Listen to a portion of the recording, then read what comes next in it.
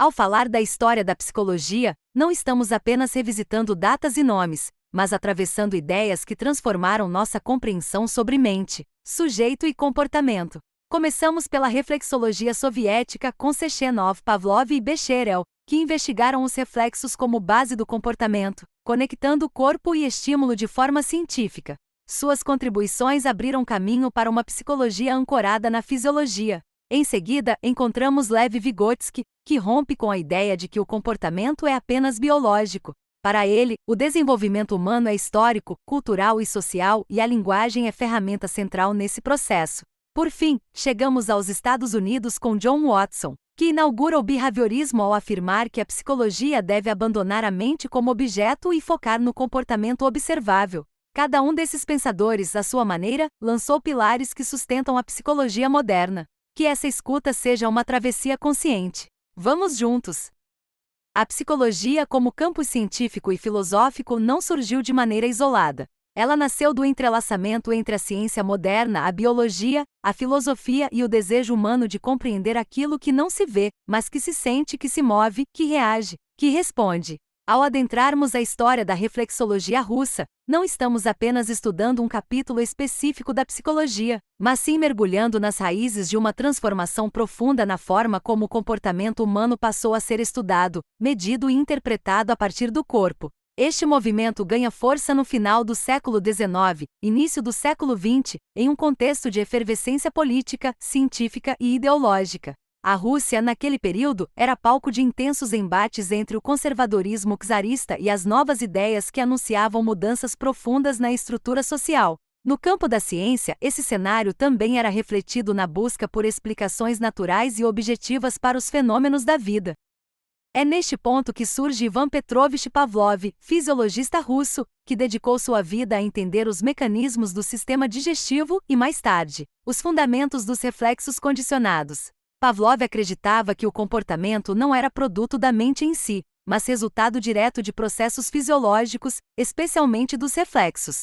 Sua contribuição foi decisiva para a transição da psicologia introspectiva para uma psicologia experimental e objetiva, baseada em observação, repetição e controle. Mas antes de falarmos de Pavlov, precisamos entender o terreno filosófico que permitiu o florescimento de sua teoria. René Descartes, filósofo do século XVII, propôs uma distinção entre mente e corpo, afirmando que existia uma alma racional, responsável pelos comportamentos voluntários, e um corpo mecânico, responsável pelos atos involuntários como os reflexos. Para ele, o universo era uma máquina e o ser humano, uma engrenagem dessa mesma ordem mecânica. O dualismo cartesiano afirmava que a alma controlava o corpo, mas que o corpo também reagia de forma automática a certos estímulos. Pavlov resgata esse modelo, mas elimina a separação mente-corpo. Para ele, tudo é corpo, tudo é sistema nervoso, tudo pode ser explicado a partir da biologia. A reflexologia russa, nesse sentido, adota o modelo cartesiano no que se refere à mecânica dos reflexos, mas rejeita o dualismo. Não há alma, não há espírito, não há instância subjetiva oculta. O que existe é um organismo reagindo a estímulos em cadeia, obedecendo a leis naturais que podem ser observadas, quantificadas e reproduzidas. Esse pensamento foi fortemente influenciado pelo positivismo de Auguste Comte, que defendia que a ciência deveria se ocupar apenas daquilo que é observável e verificável. O positivismo rejeita qualquer explicação metafísica. Para ele, tudo que não pode ser medido não é ciência. Essa visão foi abraçada por Pavlov e por muitos dos cientistas russos de sua época, que buscavam uma explicação física, química e biológica para todos os fenômenos comportamentais. A ideia central da reflexologia russa é que o reflexo é a unidade mínima do comportamento.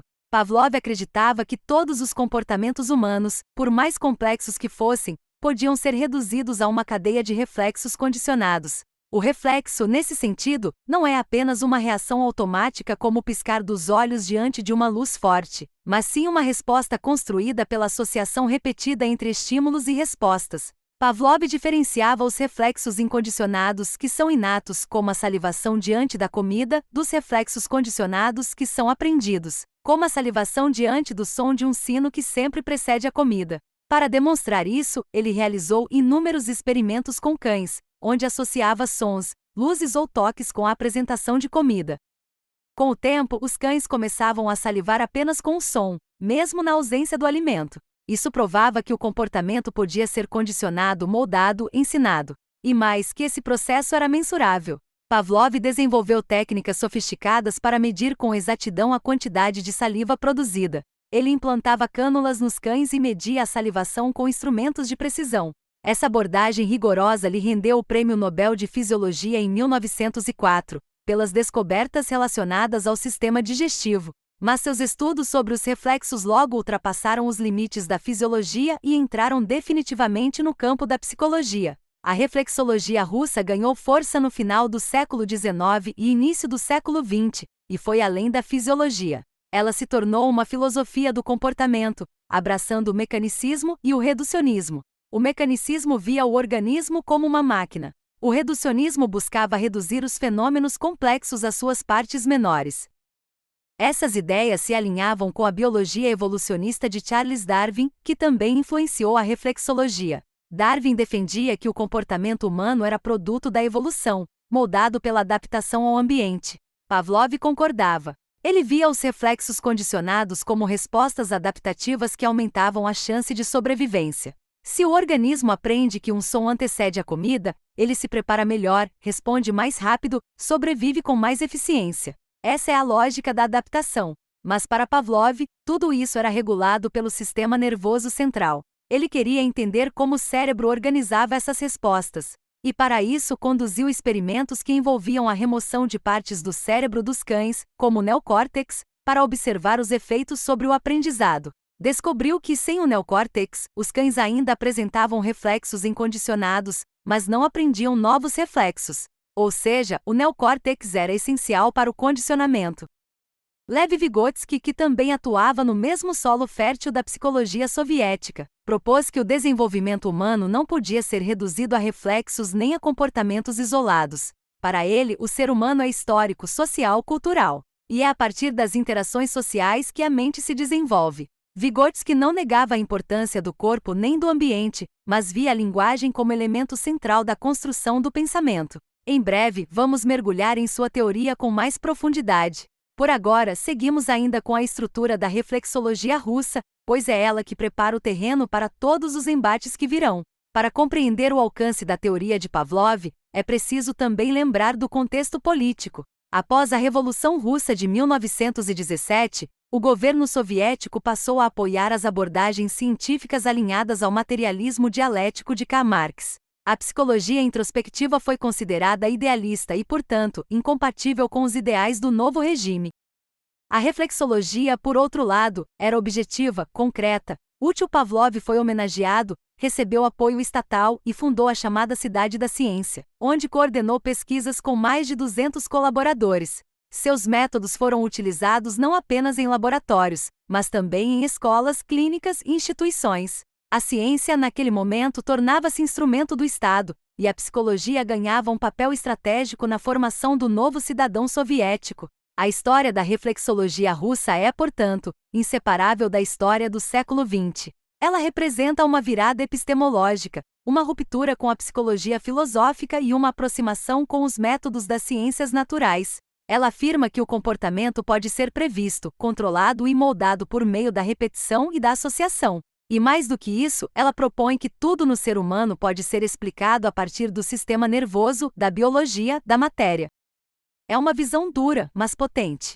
Ela abriu portas para tratamentos, para tecnologias, para terapias baseadas em condicionamento. Mas também levantou críticas. Afinal, o ser humano é apenas um conjunto de reflexos. E a linguagem? E a cultura? E a história? Essas são perguntas que só poderão ser respondidas quando encontrarmos Vygotsky mais à frente neste percurso. Até aqui conhecemos o pensamento de Pavlov, o nascimento da reflexologia russa, a rejeição do dualismo cartesiano, a influência do positivismo e do determinismo, a integração com a fisiologia e o impacto da biologia evolucionista na psicologia. Seguimos agora para observar como essas ideias foram ressignificadas no Ocidente com Watson, e depois tensionadas com novas propostas que trarão de volta a dimensão simbólica da vida humana. Que essa travessia continue sendo feita com consciência, atenção e escuta sensível. Porque estudar psicologia é, acima de tudo, estudar a forma como nos tornamos humanos. Agora iremos abordar a gênese da mente humana segundo Vygotsky. Um mergulho na psicologia sócio-histórica hoje, a gente vai fazer uma travessia profunda pela construção da mente humana. E não dá para falar disso sem mencionar Vygotsky, um dos nomes mais potentes da psicologia do século XX. Mas antes de avançarmos, é preciso entender que essa jornada não é só sobre cérebro. É sobre cultura, história, linguagem, ferramentas e principalmente sobre relações. Porque para Vygotsky a mente humana não nasce pronta, ela se constrói. E se constrói no encontro entre pessoas, na mediação simbólica, no uso de instrumentos, no corpo da cultura. Enquanto as teorias tradicionais como o darwinismo ou o behaviorismo de Watson tentavam explicar o comportamento humano com base em leis naturais e estímulos reflexos, Vygotsky vai dizer: isso é insuficiente. O comportamento humano não é só biológico. Ele é histórico. Ele é social. Ele é cultural. Imagine, por exemplo, o reflexo de um animal diante da fome. Um leão que caça por instinto. Ele reage. Agora pense num ser humano. A fome está lá sim, como base biológica. Mas o que a gente come, como a gente come, com quem a gente come, tudo isso é atravessado por cultura. O alimento vira símbolo. O jantar vira ritual. A receita vira memória. A fome passa a ser mediada. E é exatamente aí que entra a grande chave do pensamento vygotskiano, a mediação simbólica. Vygotsky vai mostrar que os seres humanos, ao contrário dos outros animais, não respondem apenas a estímulos diretos. A gente responde por meio de signos, por meio da linguagem, por meio de ferramentas. A gente não age só por instinto. A gente planeja, projeta, representa e transforma. É essa capacidade simbólica que nos permite construir sociedades complexas, criar arte, ensinar uns aos outros e até sonhar com o futuro. Mas essa transformação não acontece do nada. Ela é aprendida. A criança, por exemplo, nasce com potencial biológico, mas é completamente dependente da socialização. O desenvolvimento psicológico não vem de dentro, ele vem de fora para dentro. Tudo que é intrapsicológico, um dia foi interpsicológico. Isso significa que antes de pensar sozinho, alguém pensou com a gente. Antes de falar interiormente, alguém falou conosco. Antes de termos consciência de nós mesmos, alguém nos ajudou a construir essa consciência, por meio da linguagem da interação, do afeto. Essa perspectiva rompe completamente com o continuismo darwinista. Para Vygotsky, o ser humano não é apenas um animal mais inteligente. Ele é qualitativamente diferente. O salto que ocorre não é de grau, é de natureza. Enquanto o comportamento animal é fixo, imediato e biológico, o comportamento humano é flexível, intencional e mediado. Essa diferença fica clara quando observamos o uso da linguagem. Nos primatas, há vocalizações e até alguns gestos aprendidos. Mas não há gramática. Não há simbolização plena. Não há construção abstrata de conceitos. A linguagem humana, por outro lado, é capaz de nomear o ausente, de descrever o invisível, de planejar o que ainda não aconteceu. E mais, a linguagem é o que estrutura o pensamento. Como dizia Vygotsky, o pensamento nasce das palavras. Isso quer dizer que é por meio da linguagem que a gente organiza as ideias, delimita os sentimentos, compartilha intenções, debate valores. E isso não é pouca coisa. A linguagem é, portanto, um instrumento psicológico. Assim como o machado é um instrumento físico que amplia a ação do corpo, a linguagem é um instrumento simbólico que amplia a consciência. E esses instrumentos, físicos ou simbólicos, são todos produtos da cultura. Karl Ratner, aprofundando essa visão, reforça que os fenômenos psicológicos são construções sociais. Emoções, memórias, percepções, tudo isso é moldado pelo contexto em que a pessoa vive. Não existe uma mente isolada do mundo. O que existe é uma mente em relação, uma consciência que se forma no coletivo. E mais do que isso, Ratner aponta que os seres humanos não apenas vivem a cultura, eles transformam a cultura. Existe uma dialética entre o indivíduo e o social. A cultura molda a consciência, mas a consciência também recria a cultura. É nesse movimento que a sociedade se reinventa. E é aí que mora a potência humana. Vygotsky vai além, ele propõe que até mesmo a memória, a atenção e o pensamento lógico não são funções puramente naturais, mas funções superiores que se desenvolvem por meio de instrumentos. A escrita, por exemplo, não apenas registra, ela transforma. Ela permite que a gente pense logicamente, que organize argumentos, que crie ciência. A escrita é uma tecnologia simbólica que revoluciona a mente humana. E essa revolução é histórica. A mente não é algo estático. Ela é produto de um processo. Processo esse que envolve trabalho, linguagem, cultura e mediações.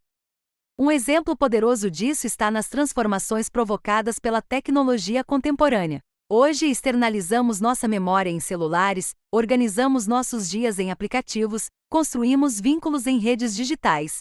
E tudo isso impacta diretamente a forma como pensamos, sentimos e agimos. A consciência humana está em constante mutação, e é justamente essa capacidade de mutar que nos diferencia. Vygotsky também nos alerta: sem interação social, o desenvolvimento psicológico não se realiza. Casos de crianças privadas de contato humano mostram que sem socialidade não há consciência plena, não há linguagem interior, não há pensamento complexo. Somos seres do encontro, e é nesse encontro que a mente se forma. Para Vygotsky, portanto, a psicologia não deve buscar leis naturais imutáveis, como fazem as ciências naturais. Ela deve investigar a gênese. Deve entender como as funções mentais surgem, se desenvolvem, se transformam. E esse desenvolvimento é sempre histórico e cultural. E é justamente por isso que ele critica o paradigma reflexo, tão difundido por Pavlov, Watson e Tordick. Eles buscavam explicar o comportamento humano a partir do comportamento animal. Mas, como vimos, isso é um erro de categoria. Não se trata de mais ou menos inteligência. Trata-se de outra lógica. A mente humana não pode ser explicada pela simples associação entre estímulo e resposta. A mente humana é mediada. E é essa mediação que precisa ser compreendida. Em resumo, o que Vygotsky nos oferece é um novo paradigma, uma psicologia sócio-histórica. Uma psicologia que entende o ser humano como um ser em processo. Um ser que nasce do outro, se transforma com os outros, e constrói com os outros aquilo que chamamos de consciência. Essa psicologia não isola o sujeito, ela o insere na trama da vida. Não reduz a mente ao cérebro, ela amplia a mente para o mundo. E acima de tudo, ela reconhece que somos seres de linguagem, de história, de cultura.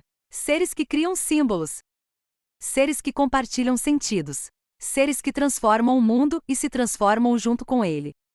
Quando falamos da história da psicologia, muitas vezes imaginamos uma linha do tempo marcada por teorias e nomes, mas o que temos, na verdade, é uma profunda travessia de ideias que tentam compreender o ser humano em seu contexto, em sua essência e em sua transformação. Nesse cenário, um nome se destaca com força, provocando rupturas e inaugurando uma nova maneira de olhar para a mente humana, ou melhor dizendo, para o comportamento humano.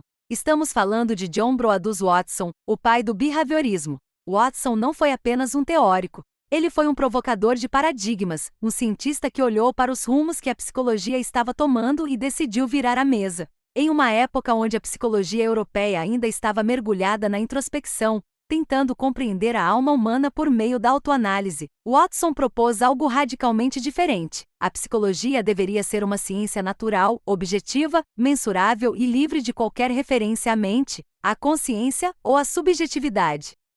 Para Watson, estudar aquilo que não se pode observar diretamente, como pensamentos e sentimentos, era como tentar medir o vento com uma régua. Ele acreditava que o objeto de estudo da psicologia deveria ser o comportamento observável, ou seja, aquilo que pode ser visto, medido e reproduzido em laboratório. Essa ideia não surgiu do nada. Watson foi fortemente influenciado por Ivan Pavlov, o fisiologista russo conhecido pelos experimentos com cães e o famoso reflexo condicionado, aquele em que um estímulo neutro, como o som de uma campainha, passa a provocar uma resposta como salivação, após ser repetidamente associado a um estímulo significativo, como comida. Watson viu nisso uma chave para compreender todos os comportamentos humanos.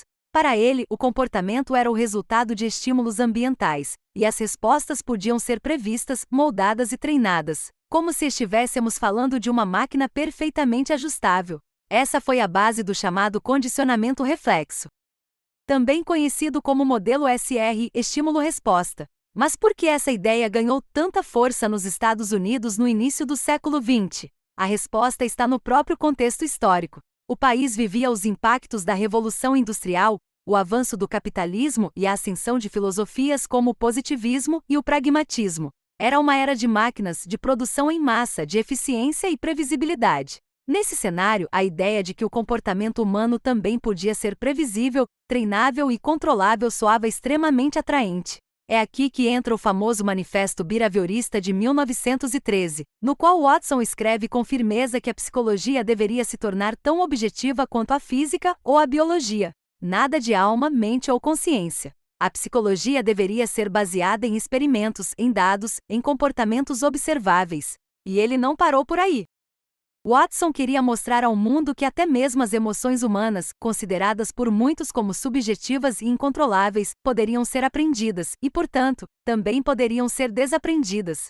É nesse contexto que ele realiza um de seus experimentos mais famosos, o experimento do pequeno Albert. Imagine a cena: um bebê saudável chamado Albert é exposto repetidamente a um rato branco enquanto ouve um som alto e assustador, como o de um cano de ferro batendo.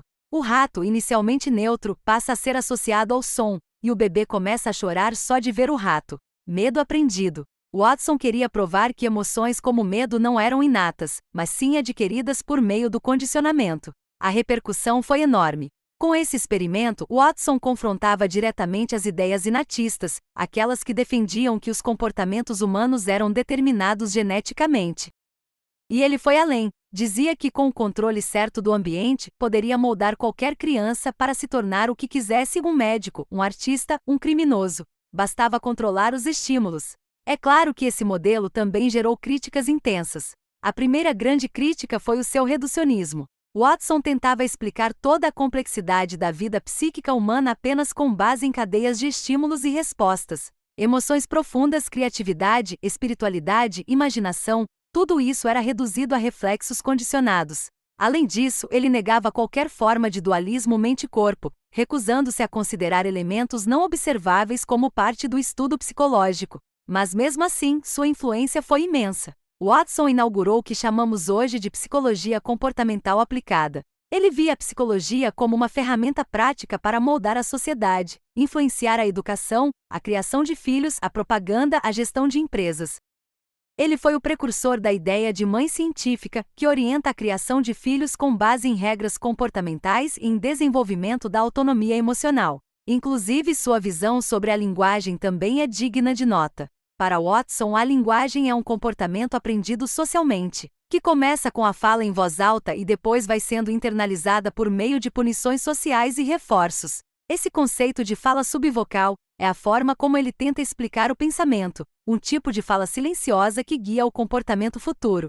Embora essa ideia tenha sido criticada como simplista ou até absurda, ela foi uma tentativa de manter a coerência com sua proposta materialista. Watson também propôs que o comportamento humano poderia ser dividido em 3 sistemas: o sistema emocional ligado a reações viscerais como medo e ansiedade, o sistema motor responsável pelos movimentos musculares e o sistema verbal relacionado à linguagem e ao controle emocional por meio da fala. Essa divisão ajudava a organizar os estudos e dava uma base funcional para intervenções comportamentais. Mesmo suas críticas ao inconsciente freudiano seguiram essa linha. Para Watson, o inconsciente não era um mundo obscuro e imaterial. Ele o interpretava como comportamentos não verbalizados, ou seja, respostas aprendidas que influenciam nossa ação sem serem necessariamente conscientes. Essa ideia, inclusive, foi retomada mais tarde por B.F. Skinner, que levaria o behaviorismo a novos patamares com o condicionamento operante. Watson pavimentou esse caminho. Ainda que suas teorias tenham sido desafiadas e reformuladas ao longo do tempo, o impacto que ele teve sobre a psicologia moderna é inegável. Ele forjou os pilares de uma ciência psicológica baseada na experimentação rigorosa, na observação do comportamento e na aplicação prática do conhecimento. Mas não se pode falar de Watson sem refletir sobre seus limites. Ao tentar explicar o ser humano como uma máquina, ele ignorou os aspectos subjetivos mais sutis e profundos da existência. Ele não foi capaz de oferecer respostas convincentes para experiências internas como intuição, espiritualidade ou criatividade. Seu modelo serviu como um alicerce, mas, como todo alicerce, precisava ser complementado por novas construções. Mas foi com Watson que a psicologia nos Estados Unidos deixou de ser filosofia e se tornou ciência. Foi com ele que o comportamento deixou de ser apenas observado na vida cotidiana e passou a ser medido, controlado, transformado em dados. Watson, com todas as suas falhas e acertos, nos ensinou uma coisa fundamental: o ser humano pode ser moldado pelo ambiente, mas também molda o mundo ao seu redor. E é nessa dinâmica que a psicologia segue viva, estudando, intervindo e, sobretudo, evoluindo. Se esse conteúdo fez sentido para você, curte o vídeo, se inscreve no canal e comenta aqui embaixo o que mais te tocou ou despertou reflexão. Isso ajuda demais o canal a crescer. E se você conhece alguém que ama psicologia ou está nessa jornada de autoconhecimento e estudo, compartilha esse vídeo com essa pessoa. Vamos espalhar juntos mais consciência pelo mundo.